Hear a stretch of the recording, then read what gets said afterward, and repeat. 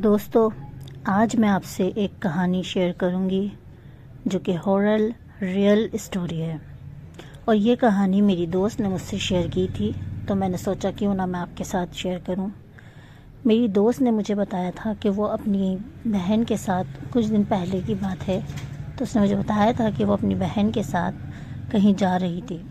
तो उसने rickshaw book करा और जब रिक्शा आया तो उसने उनसे पूछा कि भैया आप नाज़माबाद के कितने पैसे लोगे।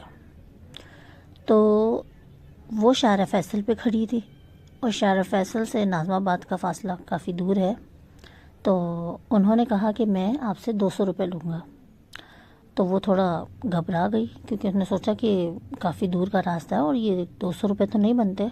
खैर बहरहाल ये सुनते ही उनके साथ उनकी एक बहन थी, जो मेरी फ्रेंड थी, उनकी बहन थी, तो वो बैठने लगी। लेकिन मेरी जो फ्रेंड थी उसको थोड़ा डाउट हुआ, कुछ अजीब सा फील हुआ। तो उसने अपनी बहन को रोका और रिक्शे वाले से कहा कि भैया मेरे पास तो सिर्फ 100 रुपये हैं, तो क्या आप ले जाएंगे। तो रिक्शे वाले ने फ़ौरन हाँ कर ली। तो मेरी फ्रेंड को और अजीब लगा। उसने मुझे बताया कि जो रिक्शे में जो मर्द हजरात थे जो रिक्शा चला रहे थे, तो उसने मुझे बताया कि वो कुछ अजीब से, मतलब उनका चेहरा था। तो कहने लगी मुझे कुछ अजीब सा फील हुआ जब आया था रिक्शा, जब भी मुझे कुछ अजीब सा फील हुआ कि शायद ये हम में से नहीं है। कुछ अजीब सा कुछ मुझे फील हो रहा देख के ना। तो कहने लगी जब उन्होंने ये कहा कि ठीक है मैं 100 रुपये ले लेता हूँ, तो कहने लगी मुझे फिर बहुत डर लगा। मैंने उनसे कहा कि नहीं, हम नहीं जाएंगे। तो वो कहने लगे, वो मुझसे ज़िद करने लगे, नहीं बैठ जाएं, कोई मसला नहीं है। तो फिर मेरी बहन भी कहने लगी कि चलें, आप ही देर हो रही है, बैठ जाते हैं ना।